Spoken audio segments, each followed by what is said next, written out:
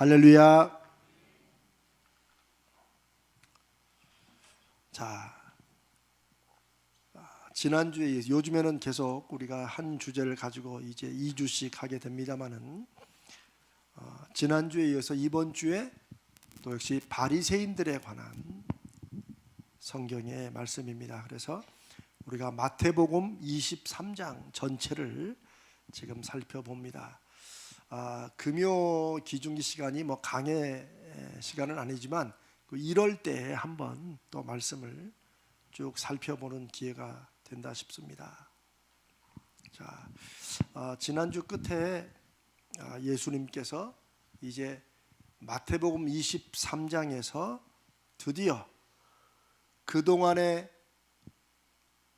바리새인들의 질문들, 바리새인들의 어떤 믿음, 또 행동, 논쟁 이런 걸 예수님께서 쭉 받아주시다가 드디어 마태복음 23장에서 바리새인들의 신앙을 예수님이 이런 신앙이다라고 이제 정죄, 바리새인들의 이런 믿음이 바로 좋지 않은 믿음, 위선적인 믿음이다 하는 것을 쭉 23장 내에 정리하시고 그 이후로는 이제 바리새인들에 관한 언급이 없습니다. 그리고 바리새인들을 중심으로 대제사장들과 서기관들과 이런 사람들이 예수님을 이제 작정하고 죽이기로 모의하면서 일들이 진행이 됩니다. 그리고 이제 마태복음 28장으로 마태복음이 마치는데, 그래서 이 23장은 전체 바리새인들에 관한 종합적인 예수님의 판단이라고 제가 말씀을 드렸고, 지난주 마지막에 2절에 서기관들과 바리새인들이 모세의 자리에 앉았다. 이들이 하나님의 말씀을 가르치고 선포하고 나름대로 하나님의 뜻이 이거다라고 하는, 마치 모세가 하나님께로부터 말씀을 받아 이스라엘에 가르친 것처럼 이 서기관들과 바리새인들이 자기들이 마치 그 말씀을 하나님께로 받아서 가르치는 것처럼 그런 모세의 자리에 앉았다고 하셨는데, 어떤 사람들 그걸 굉장히 바리새인들을 향한 긍정적인 것으로 보는 분도 있지만 그렇지 않습니다. 이거는 약간 예수님께서 그런 높은 자리에, 귀중한 자리에 당시 일반 성도들의, 일반 백성들의 믿음의 기준을 좌우하는 자리에 앉아 있으면서 엉뚱한 일을 하고 있다. 그래서 제가 누가복음 11장 52절에 화 있을진저 너희 율법교사여, 너희가 지식의 열쇠를 가져가서 너희도 들어가지 않고 또 들어가고자 하는 자도 막았느니라 하는 말씀과 연결된다고 말씀을 드렸습니다. 이제 오늘부터 바로 그 다음 3절에 우리 한번 읽어볼까요? 누가복음 23장 3절 읽습니다. 시작. 그러므로 무엇이든지 그들이 말하는 바는 행하고 지키되 그들이 하는 행위는 본받지 말라. 그들은 말만 하고 행하지 아니한다. 2절과 3절이 바로 연결되어 있어요. 서기관들과 바리새인들이 모세의 자리에 앉아서 그 말씀을 해석하고 설명하고 이런 건 잘하는데, 그 다음에 예수님의 결론은 뭐예요? 그들이 말하는 바는 행하고 지키라. 그러면 이 사람들이 성경을 해석하고 이해하고 가르치는 것은 맞았다는 거예요? 틀렸다는 거예요? 그거는 맞았다는 거죠. 우리 왜 쉽게 이런 말 하죠? 말은 잘해. 그렇죠? 그 말은 뭐예요? 말은 그럴싸하고 틀린 게 없어. 그런데 말은 잘해 할 때 그 다음에 나오는 문제는 뭐예요? 말만 있지 말 다음에 이어지는 뭐가 없는 거예요. 이게 바로 딱 바리새인들에 관한 예수님의 어떻게 보면 판정입니다. 그러니까 바리새인들이 말하는 바는 다 행하라, 지켜라. 그 틀린 말이 없기 때문에. 그런데 뭐예요? 그들이 하는 행위는 본받지 말라. 그러면 바리새인들의 믿음은 그러다 50점은 될까요? 말하는 말은 맞았으니까. 행하는 건 없었어도. 어때요? 50점쯤 됩니까? 빵점입니다. 왜요? 야고보서에서도 야고보 사도가 행함이 없는 믿음은 어떤 믿음이라고 그랬어요? 죽은 믿음. 여러분, 믿음이 죽었는데 무슨 의미가 있어요? 그러니까 행함이 없는 믿음도 그래도 한 50점은 된다. 그래도 알고는 믿으니까 라고 생각하면 성경을 잘못 읽는 거예요. 자, 이제 예수님께서 왜 그들이 말하는 바는 행하고 지키지만 그들의 행동하는 것, 그들의 살아가는 모습, 이거는 본받지 말라. 그건 따라가지 말라. 그 다음부터 이제 예수님께서 그들은 말만 하고 행하지 않는다 그러면서 4절로 12절에 이 사람들의 본받지 말아야 될 행동, 본받지 말아야 될 행동, 그것을 예수님이 아주 구체적으로 4절부터 12절까지 하나하나 짚으세요. 자, 우리 한번 한 절씩 읽어보면 이거 뭐 어려운 말씀이 아니에요. 그렇죠? 성경은 마치 읽는 분들이 그냥 일반 상식으로는 이해가 안 돼가지고 마치 저나 이렇게 목회자처럼 신학 공부를 한 사람들이 설명을 해줘야 될 그런 책이 아닙니다. 이들이 말만 하고 행동만 함으로써 본받지 말아야 될 행동, 믿음은 있는 척하지만 삶은 정말 아닌 이 바리새인들이 그렇게 예수님께 독사의 자식들이라고 그렇게 비난을 받았던 그 이유가 뭔지, 대체 이들은 입으로는 믿었는데 어떻게 살았는지 한번 읽어봅니다. 자, 4절 시작. 또 무거운 짐을 묶어 사람의 어깨에 지우되 자기는 이것을 한 손가락으로도 움직이려 하지 않는다. 여기서 짐은 신앙으로 인한, 여러분 믿음에도 약간 짐이 있죠. 믿음의 짐이 완전히 없는 게 아닙니다. 예수님께서 뭐라고 그러셨어요? 수고하고 무거운 짐진 자들아 다 내게로 오라. 그러면서 예수님이 뭐라고 그랬어요? 그 다음에 아주 중요한 구절, 나의 멍에를 메고 내게 배우라. 멍에는 뭐 하기 위한 거예요? 사랑의 멍에? 그거 멍에는 뭐 하기 위해서 매요? 네, 이제 좀 시골에 사셨거나 연세가 좀 들으셔야 돼. 저는 시골에 멍에는 소가 이렇게 기역자로 된 나무로 된 그것을 묶고 그렇게 해서 수레를 끌도록. 멍에는 장식품이 아닙니다. 이건 일을 하기 위한 거예요. 예수님께서도 너희는 하나님 앞에 짐질 거 아무것도 없다라고 말씀하지 않으세요. 어떤 분들은 그렇게 잘못 이해해요. 그러나 예수님의 멍에를 매라는 거예요. 바리새인들의 멍에를 매지 말라는 거예요. 왜? 바리새인들의 멍에는 뭐예요? 무거운 짐을 묶어서 어깨에 잔뜩 지우고, 자기들은 뭐예요? 손가락으로 남지. 무슨 말이야? 자기네들은 그런 짐을 안 져. 다른 사람들한테만 그 종교의 짐을, 하나님 앞에 이거 해야 된다, 저거 해야 된다 잔뜩 지워놓고 지들은 안 해. 그게 그렇게 중요한 거면 이들이 왜 안 하겠어요? 안 중요하니까 입으로만 연구만 해가지고 그렇게 한다는 거예요.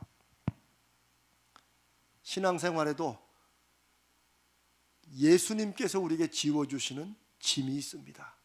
예수님도 각자가 자기의 십자가를 지고 주님을 따라야 한다고 했어요. 여러분은 기억하실지 모르지만 그냥 옛날에 저기 저 여의도 순복음교회에서 80년대가 한동안 찬송가를 부르는데 나의 십자가는 뭐 예수님이 지셨으니 뭐 그런 그걸 이렇게 찬송가를 바꿨어요. 제가 지금 그 곡조가 생각나지 않는데 아주 우리가 잘 부르는 찬송인데, 우리의 모든 십자가는 예수님이 지셨으니까 우리는 가볍게 가자. 그렇게 해서 한국 교회에서 한번 난리 난 적이 있어요. 그거는 올바른 신앙이 아닙니다. 우리 인생의 십자가가 무엇인지는 모르지만 우리가 인생에서 감당해야 될 믿음의 짐들이 있다는 거예요. 여러분 이것을 기억하셔야 됩니다. 바리새인들의 문제는 불필요한 짐을 잔뜩 사람들에게 이것도 해야 된다 저것도 해야 된다 잔뜩 지어놓고 문제는 자기들은 안 해. 그거는 불필요한 짐, 필요 없는 짐이라는 거죠. 이건 나중에 또 우리가 할 때 있으면 또 넘어갑시다. 또 이 사람들의 말하는 바는 듣고 행하는 바는 본받지 말아야 할 것. 또 5절 시작. 그들의 모든 행위를 사람에게 보이고자 하나니 곧 그 경문띠를 넓게 하며 옷수를 길게 하고. 이 사람들은 자기들의 행위, 이 행위는 믿음으로 순종하는 그런 행위를 말하는 게 아니에요. 자기들의 겉모습 이런 거를 대체 누가 봐주기를 바래요? 사람들이 봐주기를 바래요. 우리가 부르는 찬송 여러분 누가 듣기를 원하는 거예요? 우리는 우리는 하나님이 들어주시길 바라는 거예요. 그런데 누군가가 사람들에게 찬송하면서 내가 얼마나 목소리가 좋은지 한번 봐라. 으아! 쉽게 말하면 이런 거죠. 여러분 듣기 싫죠? 이거는 우리가 무언가를 하면서도 내 기도, 내 찬송, 나의 헌금, 나의 봉사, 나의 예배 모든 게 우리가 누가 봐주기를 원하느냐. 목사가 설교를 성도들이 봐라. 이게 얼마나 기막힌 설교를 듣는가. 봐라. 이렇게 가는 순간 사람들의 귀는 즐거울지 모르지만 그 교회에서 하나님의 역사하심은 안 나타나는 겁니다. 왜요? 사람들이 많이 몰리는데요. 사람들이 많이 몰린다고 그 교회가 살아있는 교회가 아니고, 사람들이 적게 모인다고 해서 사람들이 인기가 없고 알려지지 않았다고 해서 하나님이 역사하시지 않는 교회가 아니라는 거예요. 물론 반대로 사람들이 크게 많이 모이는 교회가 다 잘못됐냐? 그것도 아니죠. 중요한 건 누구를 향해서 하느냐는 거예요. 우리가 주의 이름으로 함께 모였을 때나 여러분의 가정에서나 개인적으로, 근데 이들은 뭐예요? 그들의 모든 행위의 초점이 누구를 향해 있어요? 사람들이 받았으면 하는 거야. 그래서 이들은 기도할 때도 큰 길에서 기도하기를 원했어요. 왜? 큰 길은 누가 많아? 사람들이 많아요. 오 하나님 아버지 이렇게 하면 이야 저 사람은 저 길거리에서도 기도하네, 이렇게 되는 거죠.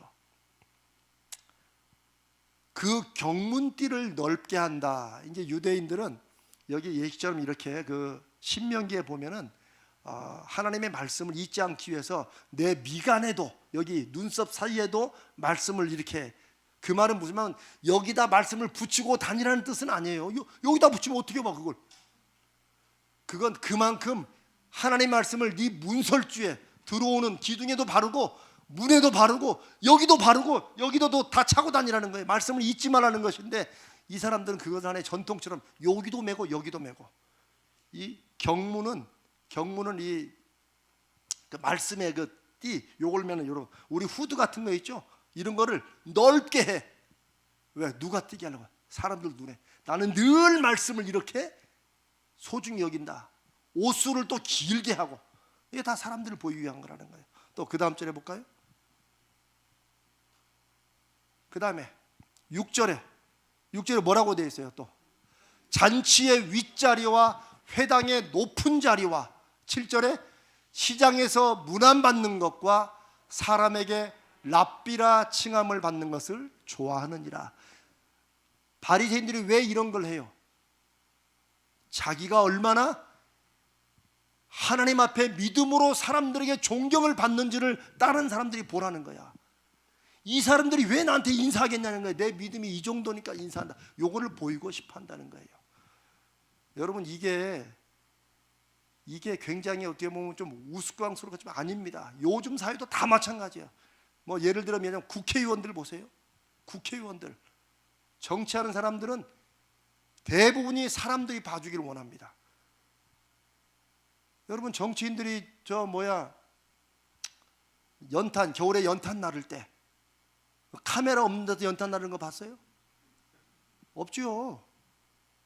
그 사람들은 카메라가 있어야 연탄을 나릅니다. 카메라만 있으면 쌀 한 점도 쥐고 나를까, 혀가 빠지도록. 근데 카메라가 없으면 쌀 한 봉지도 안 들을 거예요. 물론 정치인 행위니까 그럴 수 있죠. 대통령이 어디 가지고 국밥 먹는 거, 그 양반이 맨날 국밥 먹겠어요? 1년에 한 번 딱 카메라 앞에서 먹는 거지. 그러니까 저는 정치적으로 그럴 수 있다고 봐요. 제가 하나 예를 드는 거예요. 그러나 신앙인들은, 목사들은, 장로님들, 권사님들, 집사님들, 하나님의 사람들은 그러면 안 돼요. 하나님의 사람들은 사람들에게 안 보이려고 억지로 숨어 다닐 것까지 없지만 우리의 중심은 늘 누구를 향해야 돼요? 하나님을 향해야 돼요. 우리가 제자훈련 때 지금 성경 읽으면서 그랬죠. 성경을 몇 번 읽느냐, 자꾸 여기에 이제 초점 두는 시대, 그런 믿음 더 이상 하지 말라고. 그리고 제가 제자훈련 하는 분한테 그렇게 했어요. 여러분들은 앞으로 1년에 한 번씩 성경 읽어야 된다는 그런 여러분 머릿속에 짐을 다 내려놓으라고 그랬어요. 1년에 그래도 한 번은 성경을 읽어야지 믿음이 좋은 거지. 아니에요. 그거에 매여 가지고 성경은 1년에 한 번씩 그냥 앉으면 통독이라도 왜 그거 알죠? 왜 오디오로 말 빨리 해가지고 막 듣는 거, 뭔 말인지 모르고 막 졸다 깨다 이렇게 해서 그래도 한 번 읽은 거예요, 몇 달 사이에. 그러면 뭐예요? 제가 그랬죠. 백동 목사라고, 우리 어렸을 때 그 부흥사 별명 중에 백동 목사가 있었다고. 나는 백덕인 줄 알았어요. 그래서 흰 떡을 왜 좋아하는데 그게 아니고 성경을 백독했다는 거예요. 그걸 얼마나 자랑하고 다니, 전국적으로 자랑. 근데 백덕하면 뭐해? 늘 교회마다 사고치고 다니는데. 이게요, 2000년 전이나 지금이나 앞으로나 다 마찬가지예요. 왜? 중심이 어디가 있냐는 거예요. 잔치의 윗자리. 왜요? 윗자리에 올라가야 자기 수준을 이렇게 하기 때문에 그래요. 회당의 높은 자리 똑같잖아요. 시장에서 문안 받는 거, 사람에게 랍비라 칭함. 랍비라는 건 선생님인데 그냥이 아니고 굉장히, 우리 예수님도 제자들이 처음에 랍비라고 불렀어요. 하나님 말씀을 가르치는 스승이라는 거죠. 그 말씀이 저 야고보서에는 너희는 선생님이 되려고 하지 말라, 그 말씀으로 나와요. 랍비라 칭을 하지 마라. 교사라는 이름, 교사로 하면 이렇게 막 아닙니다.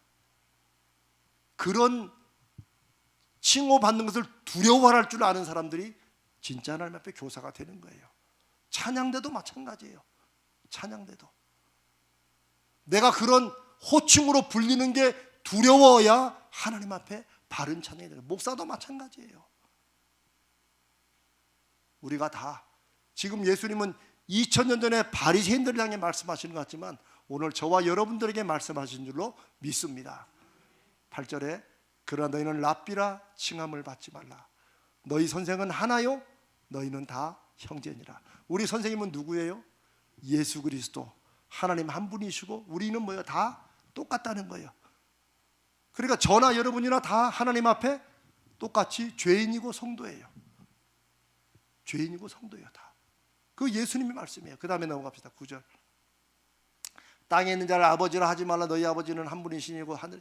예수님께서 랍비, 아버지, 지도자 다 이 모든 것이, 사람들에게 존경받는 모든 것이 누구를 향해 가야 된다고요? 하나님께, 예수 그리스도께 이렇게 가는 거. 그러니까 사람끼리는 뭐라는 거예요? 사람끼리는, 우리끼리는 사장도 있고 회장도 있고 국장도 있고 있지만 예수 안에서는 뭐예요? 다 형제라는 거예요. 다 형제. 여기서 남녀 구별이 있는 거, 그거 믿음 잘못 가지는 거예요. 고향 따라서 어디 충청도, 전라도, 경상도, 우리나라는 그런 면에서 우리 교회는 많이 회개해야 돼요. 왜? 여전히 경상도, 전라도, 충청도, 여러분은 모르시지만 요게 이렇게 교역자들 간에 나눠져 있어요. 총회장들도 이렇게 돌아가야 돼요. 안 돌아가면 큰일 나요. 그거 하여튼 그렇습니다. 자, 넘어갑니다. 넘어가세요. 지금 12절까지 왜 예수님이 이런 말씀을 하느냐? 바리새인들은 자꾸 사람들에게 인정받고 칭찬받아 높아져야 자기가 드디어 하나님 앞에도 인정받는다고 완전 거꾸로 생각해요. 그런데 당시 사람들은 다 그렇게 생각했어요. 제가 그랬죠. 당시 사람들이, 부자들은 하나님 앞에 다 축복을 받아가지고 부자로 산다고 생각했어요. 그래서 예수님이 부자가 천국 들어가는 게 얼마나 어려운지 이 말씀하시자, 그러면 누가 천국을 들어갈 수 있습니까? 라고 질문할 정도예요. 그게 당시 사람의 생각이에요. 요즘에도 그렇게 생각하는 사람이 많죠. 예수님은 섬김을 받는 사람들이 높고 인정받는 세상이 2000년 전이나 지금이나 똑같아요. 그렇죠? 여러분, 물 떠다 주는 사람이 높아요, 물 떠온 거 받아먹는 사람이 높아요? 그렇죠. 받아먹는 사람이 높죠. 나이가 많든지 뭐 직급이 높든지. 그러나 예수님이 이걸 완전히 180도로 뒤집어요. 2000년 전에 예수님이 그 당시 사람들이 머리가 깨지도 않았는데 완전히 뒤집어요. 11절 12절 같이 한번 읽어봅니다. 시작. 너희 중에 큰 자는 너희를 섬기는 자가 되어야 하리라. 무슨 말이야? 정말 큰 사람이라면, 믿음도 크고 삶에 성공했고 하나님이 축복한 사람이라면, 그런 사람 어쩐다는 거예요? 섬기는 사람이 되는 거예요. 자기가 섬기면은 그 사람이 정말 크다는 것이 하나님 앞에 증명되는 사람이라는 거예요. 12절 읽습니다. 시작. 누구든지 자기를 높이는 자는 낮아지고 누구든지 자기를 낮추는 자는 높아지리. 이런 말 하니까 바리새인들과 제사장들이 싫어하는 거예요. 저기서 자기를 낮추는 자는 누구예요? 세리와 창녀들과 그 당시에 가난한 사람들, 병든 사람들이다. 그 사람들은 낮출 수밖에 없어요, 사람들 눈에 보기에도. 그런데 예수님은 그렇게 낮추는 사람들이 하나님께서 높이신다는 거예요. 왜? 나중에 보면 그런 사람들이 하나님의 말씀을 듣기 때문에 그래요. 마음이 높은 사람들은 안 들어요. 그러니까 바리새인들이, 서기관들이, 사두개인들이, 제사장들이 예수님이 무슨 말씀만 하면 반박하고 싸웠지. 왜? 자, 이제 가진 게 많고 빼앗기기 싫은 것이 많기 때문에 그러는 거예요. 그러나 예수님이 그들에게 뺏어서 뭐 하겠어요? 예수님은 이 땅이 당시나 지금이나 입으로는 하나님 찾지만 삶에서는 말하는 것과 정반대로 가는 삶을 다시 지적하시고, 저런 말씀에 찔려서라도 돌아서면 다시 하나님의 자녀가 되는 거예요. 지금 예로 드린 것이 바로 왜 바리새인들의 말하는 것은 행하고 본받되 그들의 행하는 것은 듣지 말아야 될 이유인지를 주님이 말씀하십니다. 바리새인들의 위선, 행함이 없는 말뿐인 신앙, 사람들 앞에, 하나님이 아니고 사람들 앞에 인정받고 높아지는 것이 자기들의 목적인 이런 신앙. 요즘은 안 그렇습니까? 목사인 저부터도 더 회개해야 돼요. 더 중심을 잡아야 돼요. 우리 모두도 마찬가지입니다. 이 말씀 앞에 그래도 교회의 리더로, 지도자로 자기가 하나님의 부름받아 생각하는 모든 분들은 이게 그냥 추상적이거나 어떤 이상적인 목표가 아니라는 걸 우리가 알아야 돼요. 이거 정말 예수님께서 피를 토하시는 말씀이에요. 이래야 교회가 교회 된다는 거예요. 이래야. 그렇게 하면 좋고, 안 되더라도 그냥 사람들이 모여서 찬송을 예배하면 그게 교회지. 바로 이것 때문에 한국 교회가 그 엄청난 부흥에도 불구하고, 죄송하지만 나락으로 떨어지시, 자꾸 사람들이 이제 예수 믿는 사람 교회하면은 아주 치를 떠는 이런 시대가 된 이유가 바로, 그래도 교회와 하나님의 말씀을 자기 인생의 중요한 사명과 감당해야 될 하나님의 거룩한 의무로 생각하는 사람들에게 기도의 제목이 될 줄로 믿습니다. 이 말씀이 저도 여러분도 다른 누군가를, 다른 어떤 교회를 말하는 게 아니고 바로 나 자신과 우리 교회를 향한 주님의 말씀이라고 믿음으로 받아들이고 우리를 돌이킬 때 하나님이 역사하시는 은혜가 우리 삶과 교회에 맺어지리라 믿습니다. 이제 그 다음에 13절부터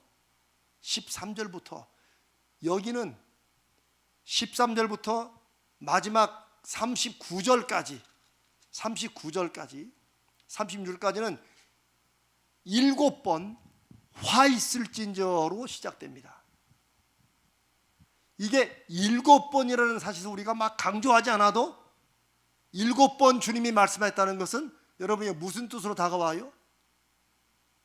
이들이 완벽하게 하나님 앞에 저주받은 인생이라는 걸 말하는 거예요. 그들의 신앙은 저주받았고 그들의 신앙은 입으로는 번지를 해도 하나님의 나라와 가장 멀어진 정말 그런 신앙이라는 것을 예수님께서 7가지로, 즉 바리새인들이 하나님 앞에 왜 그들의 말뿐인 신앙, 위선적인 신앙이 하나님 앞에 저주를 받아야 되는지, 화 있을지도 그 말이에요. 저주를 받아라 7번씩이나 얘기하세요. 그게 이제 15절부터 36절까지 쭉 나와 있습니다. 7가지의 이 바리새인들의 신앙을 예수님께서 정말 강하게, 그러나 분명하고 세세하게 심판하시는 그런 내용을 보면 오늘 나는 어떤 믿음을 가지고 있는가? 내 믿음이 혹시 하나님 앞에 바리새인 같은 그런 믿음은 아닌가를 돌아보는 아주 중요한 지표가 됩니다. 앞에 있는 것은 사람들에게 보이기 좋아하는 이런 모습을 예수님께서 들었지만, 지금부터는 화 있을진저로 시작하는 7가지의 어떻게 보면 예수님의 강력한 심판과 저주의 말씀이 나옵니다.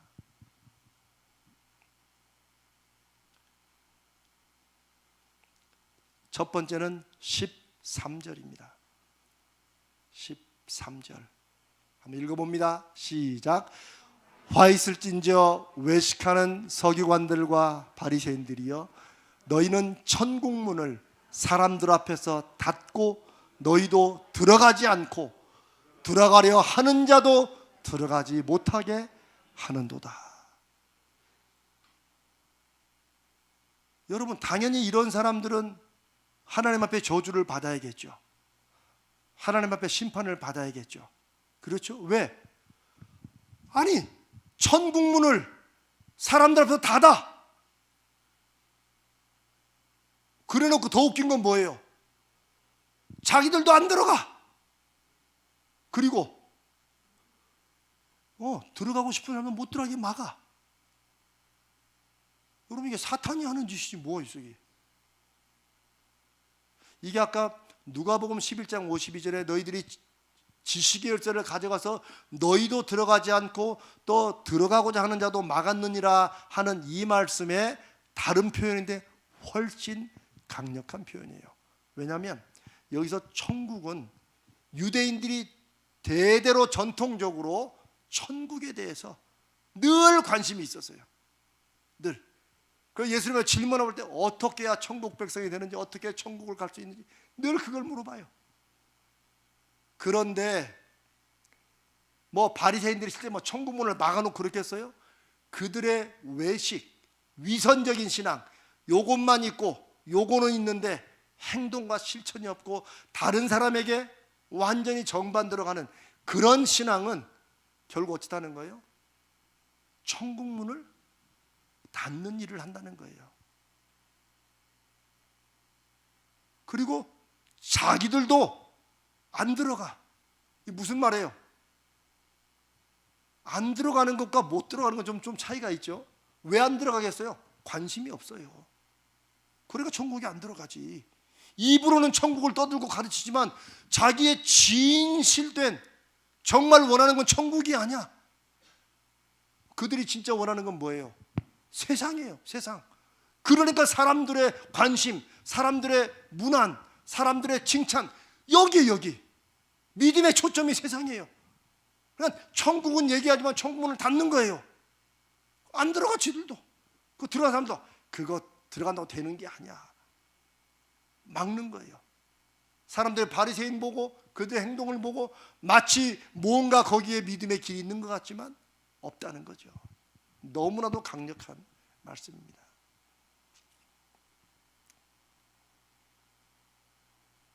예전에 한동안 그런 얘기들이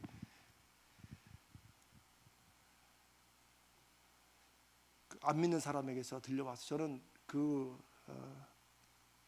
얘기를 제가 쭉 이렇게 모아서 들은 다음에 제가 자꾸 말을 좀 버벅거리는 게 이걸 그냥 원고에 써놨는데 해야 될까 싶어서 사람들이 뭐라고 그랬냐면 하나님이 진짜 있다면 목사들이 저렇게 할 수 있겠냐? 이 말만큼 목사들이 천국문을 닫고 지들도 안 들어가고 들어간 사람도 막는 일이 없어요. 얼마나 무서운 말입니까? 틀린 말이 아니에요. 야, 목사들이 말하고 설교하는 대로 교회 사는 대로 정말 하나님이 있다면 저 사람 저렇게 하겠냐? 하나님이 없으니까 입으로는 그렇게 하고 자기들 행동은 이렇게 하지. 얼마나 무서운 말씀인지 모르겠습니다. 그 다음에 15절 봅니다. 15절 두 번째 화 있습니다. 시작.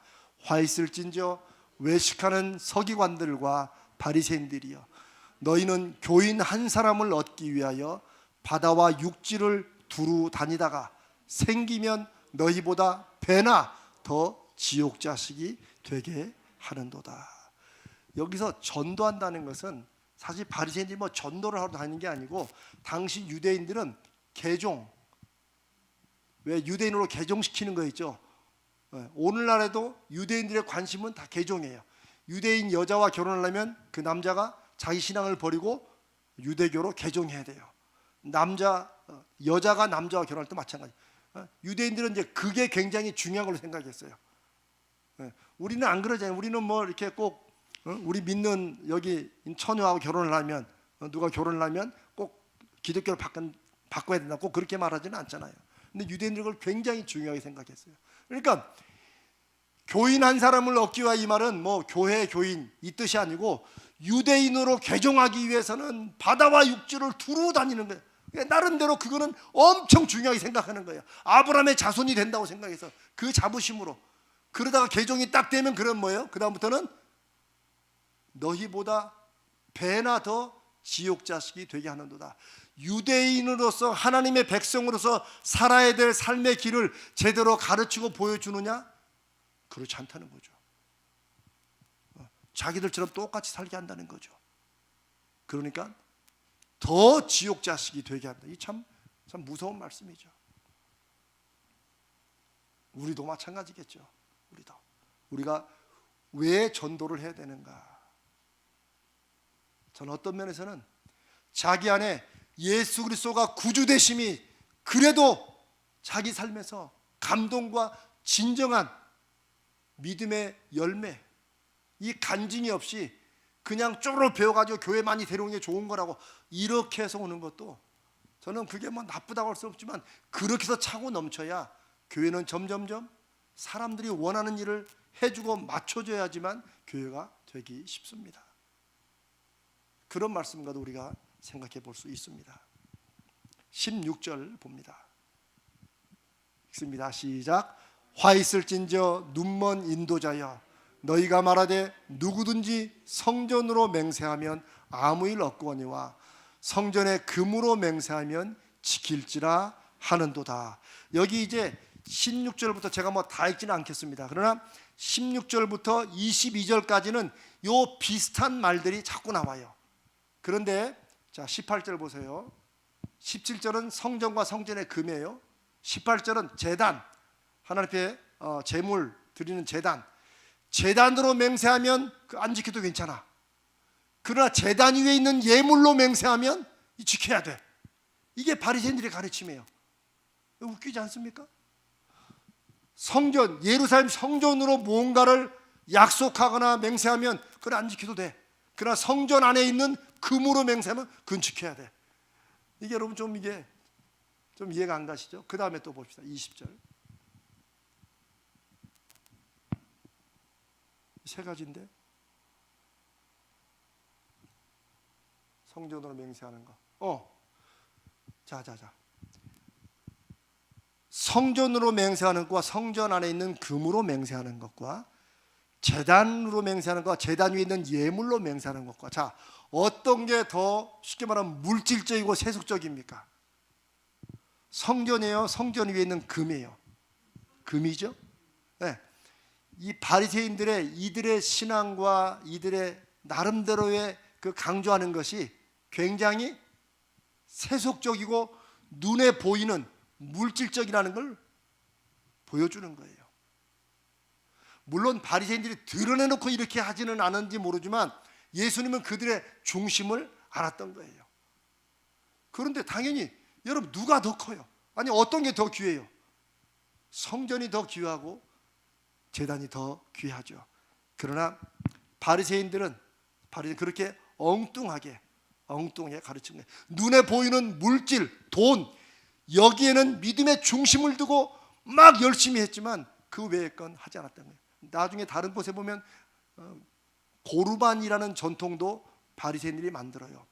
고르반이라는 건 뭐냐면, 그냥 제가 아주 쉽게 말하면 그건 찜했다 그 말이에요. 찜 알죠? 나 찜. 그러면 이거는 아무도 손 못 대잖아요. 그게 고르반이라는 거예요. 자, 무슨 말이냐? 제가 돈이 있어요, 지금. 돈이 있어. 그런데 바리새인들이 이 돈으로 아주 쉽게 말해서 자기 부모님을 좀 공양해야 돼. 부모님 너무 어렵게 살아 지금. 그러면 이 돈 드려야 되잖아요. 그런데 이 어머니나 자기 주변 형제들에게, 이건 고르반이야.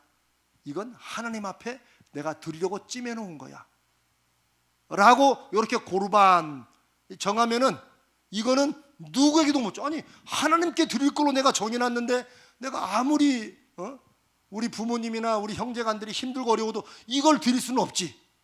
그렇죠? 그러니까 아마 고르반이라는 전통은 그런 아무리 힘들어도 이거는 하나님 앞에 드리자, 그런 믿음에서 나왔는지는 모르겠어요. 그러나 예수님 당시에 바리새인들의 고르반 전통은 찜이야, 찜. 근데 요거 다 거짓말이에요. 그냥 자기 어머니 아버지 주기 싫고 자기가 이것으로 구제하기 싫어서 요건 하나님 앞에 드릴 겁니다 찜해놓고 그 다음에 뭐예요? 안 지키는 거지. 어떻게 그럴 수 있냐? 그렇게 했어요. 또 지금은 그렇게 안 합니까? 그거를 말하게 돼. 이들에게는 철저히 눈에 보이는 것, 물질, 사람들의 칭찬, 이게 신앙의 초점이었어요. 오늘날과 굉장히 비슷해요. 이 물질 문명의 시대가 사실 우리로 하여금 뭔가 분명해 보이고 뭐가 나타나면 뭔가 있는 것 같고, 그렇지 않으면 없는 것처럼 생각되는 그런 믿음이 오늘날이나 2000년 전이나 비슷한 것 같아요. 그 다음에 봅시다. 네 번째, 23절 읽습니다. 시작. 화 있을진저 외식하는 서기관들과 바리새인들이여, 너희가 박하와 회향과 근체의 11조는 들이되 율법에 더 중한 바 정의와 긍휼과 믿음은 버렸도다. 그러나 이것도 행하고 저것도 버리지 말아야 할지니라. 이들은 11조, 유대인들은 전통적으로 하나님 앞에 11조 드리는 것을 굉장히 중요하게 생각했어요. 더군다나 사람들 앞에 믿음으로 인정받기를 원하는 바리새인들이 11조를 얼마나 나름대로 철저히 드렸느냐. 박하, 회향, 근체, 이 말은 우리로 말하면, 아주 쉽게 말하면, 여러분 왜 주변에 여러분들이 심지도 않았는데 나는 뭐 돈나물 있죠, 돈나물. 돈나물을 심는 사람은 없어요. 그냥 우물가나 옛날 계단 보면 이렇게 났죠, 돈나물. 그 다음에 여기서 나는 뭐 그냥 뭐 재래종 파, 그 다음에 상추 조금, 요런 거는 딱 먹으면서도 10분의 1. 요건 50원. 10분의 1은 뭐 300원. 얼마나 철저해요, 11조가. 그런데 아니에요. 그것만 드렸어요. 나머지 건 안 드렸어요. 그러면서도 율법에 더 중한 바 정의와 긍휼과 믿음은 저버렸다. 11조를 드리는 믿음은 당연히 내 인생에 하나님이 모든 걸 주셨으니 내가 먹든지 마시든지 무엇을 하든지 이제는 다 하나님의 것입니다. 나는 하나님의 영광을 위해 살아갑니다라는 믿음의 표현이 11조예요. 그런데 사람들 눈에 보이기 위해서 찔끔 11조를 떼어놓고 나머지 11조 정신으로 믿음으로 사는 것은 안 한다는 거죠. 그런데 그 다음 말씀이 더 어떻게 보면 놀라워요. 예수님은 그런 11조는 드리지 말아라 이렇게 될 것 같은데 예수님 뭐라고 그러세요? 이것도 행하고 저것도 버리지 말아야 할지니라. 행하는 건 뭐예요? 뭘 행해야 돼요? 정의와 긍휼과 믿음, 이걸 행하고, 아니면 뭐 순서가 바뀌어도 큰 상관없어요. 하여튼 예수님은 뭐예요? 둘 다 하라는 거예요. 그 철저한 11조도 그것도 필요하다는 거예요. 그러나 또 다른 거 11조들은 믿음으로 살고 순종하는 거, 이것도 버리지 말아야 한다는 거예요. 그러나 바리새인들은 더 중요한 거 요건 안 했다는 거죠. 그 다음 봅시다. 23절과 24절은 비슷한 말씀을 다른 걸 한 거예요. 맹인된 인도자여, 하루살이는 걸러내고 낙타는 삼키는구나. 아까 제가 11조에 근체 이런 거, 돈나물 이런 건 드리는데 안 드렸단 말이 바로 저런 말이에요. 하루살이는 걸러내요. 왜? 이 말은 하루살이하고 뭐 낙타하고 무슨 비교하는 게 아니라 이건 사이즈만 비교하면 돼요. 제일 작은 거 하루살이. 요거는 이런 거 믿음으로 이런 거 하면 안 돼. 이런 거는 딱딱 걸러내는 거야. 그다음에 뭐는 샘켜요? 낙타. 유대인들이 생각할 때 가장 큰 게 낙타예요. 쉽게 말하면. 그래서 낙타가 어디로 들어가요? 바늘구멍으로 들어가잖아요. 유대인들은 코끼리를 몰랐을 것 같아요. 아마 코끼리 알았으면 아마 코끼리는 삼킬다 그랬을 것 같아요. 그러니까 하루살과 낙타는 작은 것은 아주 세심하게 지키는 척하고, 왜? 그건 쉬우니까. 그러나 큰 거는 그냥 그건 슬그머니 꿀떡하는 거죠. 앞에 거와 똑같은 거예요. 다음에 25절 다섯 번째, 화 있을진저. 외식하는 신앙이 뭔가, 사람들에게 말뿐인 신앙이 뭔가를 보여준 다섯 번째 읽습니다. 시작. 화 있을진저 외식하는 서기관들과 바리새인들이여, 잔과 대접의 겉은 깨끗이 하되 그 안에는 탐욕과 방탕으로 가득하게 하는도다. 예수님이 지금 바리새인들의 전체 삶을 다 하나하나 다 분석하는 거예요. 이들은 마치 이들의 삶이나 이들의 인격이나 이것을 그릇으로 따지면 이들이 열심히 닦는 건 어디예요? 껍데기 반질반질 막 광채가 팍팍 나. 그런데 뭐예요? 그 그릇 안에는 뭐를 해요? 탐욕과 방탕으로 가득 채워요. 그 안에 이런 깨끗한 그릇에 그런 것이 들어가 있을 리가 있나 싶은 것들로만 가득 채우는 거예요. 이 사람들은 왜 그럴까요? 겉은 누가 봐요? 사람들이 봐요. 속은 누구만 볼 수 있어요? 하나님만 볼 수 있어요. 이 사람들은 사람은 신경 써도 하나님은 신경 안 쓰는 거예요. 왜? 사람들은 속을 못 보기 때문에. 그 얘기를 예수님이 하시는 거예요. 그러나 성경에서 그릇의 비유가 많이 나오는데, 그릇의 존재 이유는 뭐예요? 속이 깨끗해야 돼요. 그게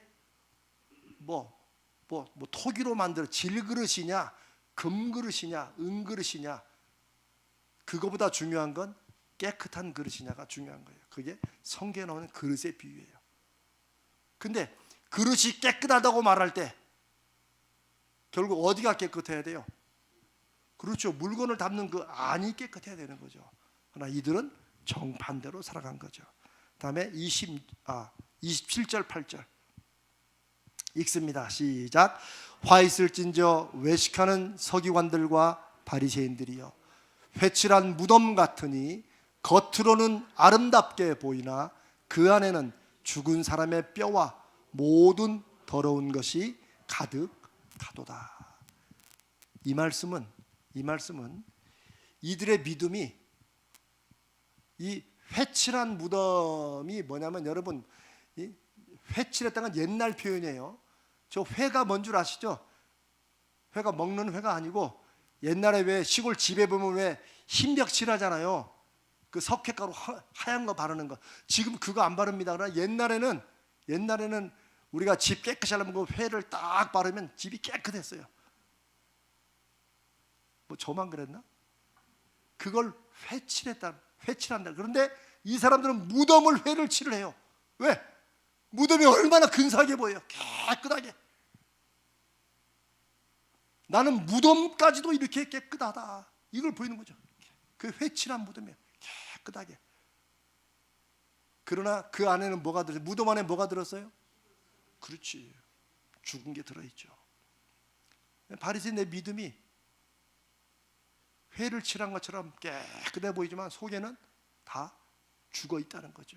거기에는 죽은 사람의 뼈와 모든, 여기서 죽은 사람의 뼈를 그 다음에 모든 더러운 것이라고 한 것은 왜 뼈가 더러워 이렇게 나가면 딴 데로 나가는 거예요. 그 말씀이 아니고 사람들의 인생에 거기는 살아있는 생명체는 없고 다 죽은 더러운 것만 가득하다는 거예요. 속에 겉과 속이 다르다는 것을 가장 강하게 말씀하시는 거죠. 마지막으로 29절로 36절에 오케이 29절 이제 마지막 7번째 바리새인들이 하나님 앞에 심판받고 저주받는 믿음의 가짜 믿음의 7번째 이유입니다. 29절 읽습니다. 시작. 화 있을진저 외식하는 서기관들과 바리새인들이여 너희는 선지자들의 무덤을 만들고 의인들의 비석을 꾸미며 이르되 만일 우리가 조상 때에 있었더라면 우리는 그들이 선지자의 피를 흘리는데 참여하지 아니하였으리라 하니. 자, 이 말은 무슨 말이냐면요, 예전에 선지자들 중에 백성들에게 혹은 백성들을 뒤에서 조장한 종교 지도자들에 의해서 죽은 선지자들이, 순교한 선지자들이 많았어요. 스가랴도 그랬고 많아요. 성경에 나와요. 또 가까이는 세례 요한도 그렇죠. 헤로데에게 죽었죠. 그런데 예수님 보시기에 바리새인들이 선지자들을 위해서 비석을 세우는 거야. 이들의 그 믿음을 기리면서. 그런데 뭐라고 말하냐면, 아이고 우리가 조상 때 있었더라면, 우리가 조상들했다면 우리는 이렇게 안 하지 라고 말을 한다는 거예요. 자, 그럼 믿음이 좋은 거예요, 안 좋은 거예요?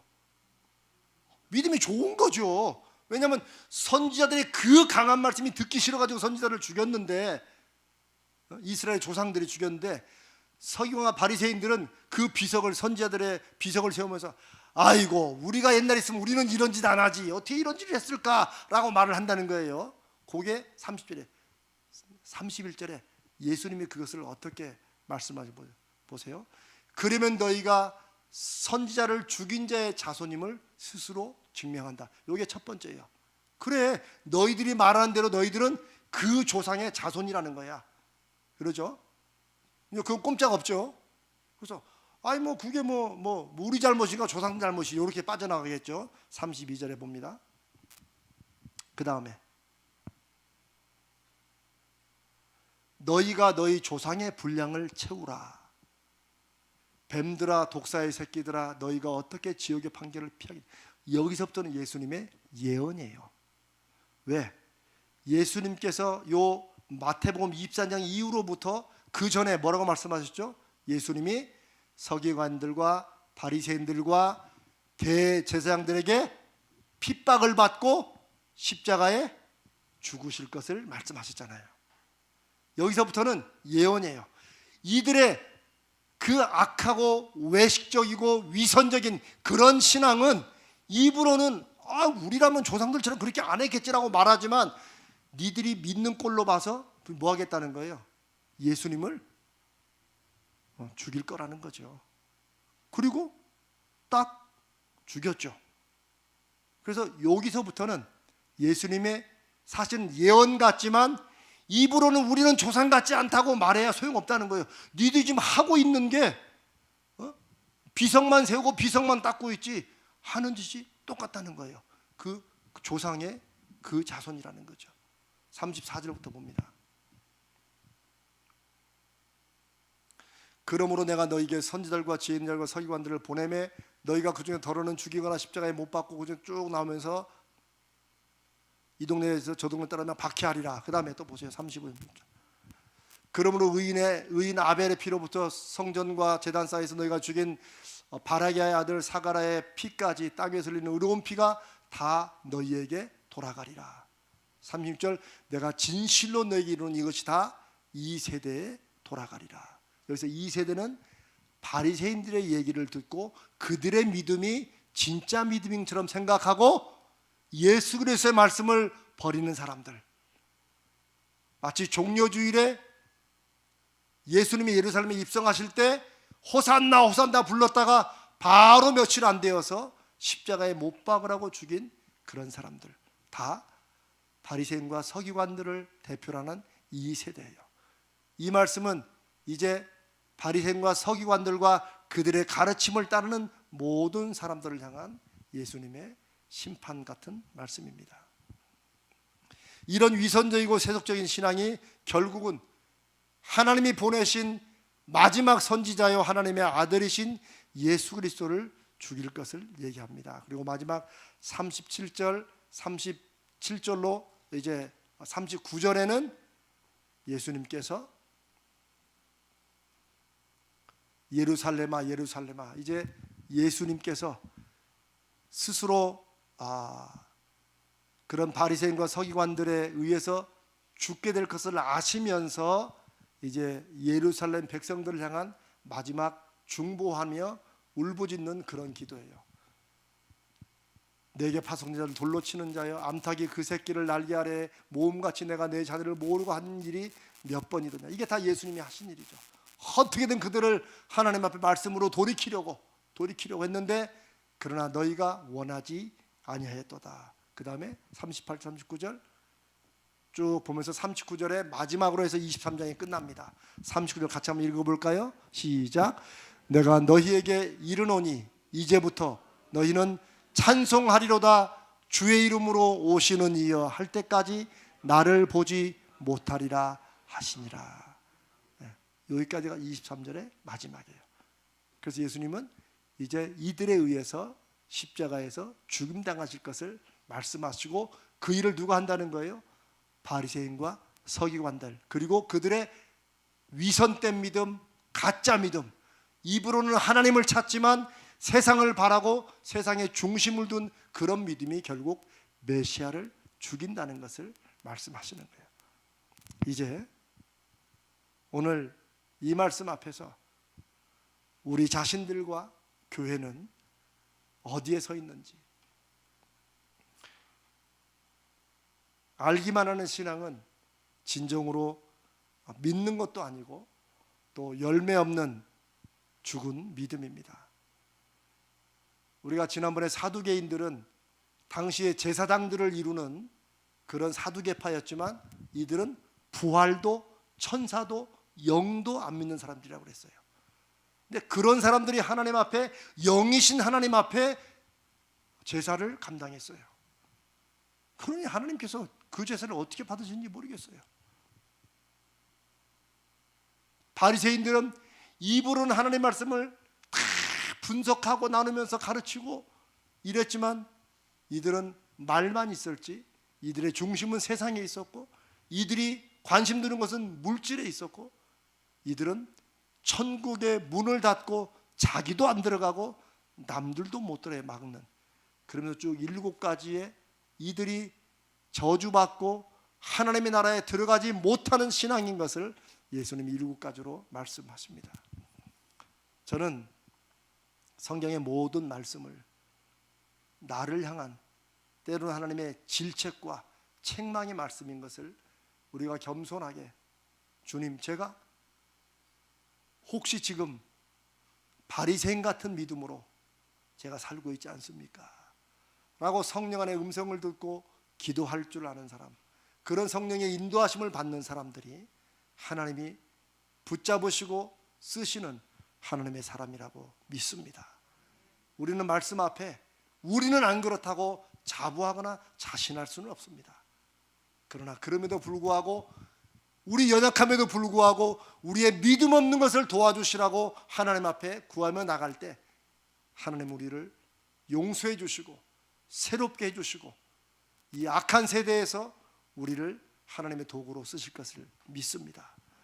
오늘 부족한 저나 이 말씀을 듣는 사랑하는 모든 성도님들, 우리가 이 시대의 가자절기로 이름으로 모여서 하나님을 믿고 섬기며 열매로 증거하는 이 일에 우리가 부름받았으니 오늘만이 아니고 이 마태복음 23장의 말씀이 언제라도 저 여러분 마음속에 성령께서 떠오르게 하시고 생각나게 하시면 언제라도 그 말씀이 지금 나에게 무엇을 회개케 하시는지 돌아보고 다시 하나님 앞에 새롭게 기도하고 나가면 하나님이 쓰시고 맺으시는 열매가 분명히 나타나고 풍성해지리라고 믿습니다.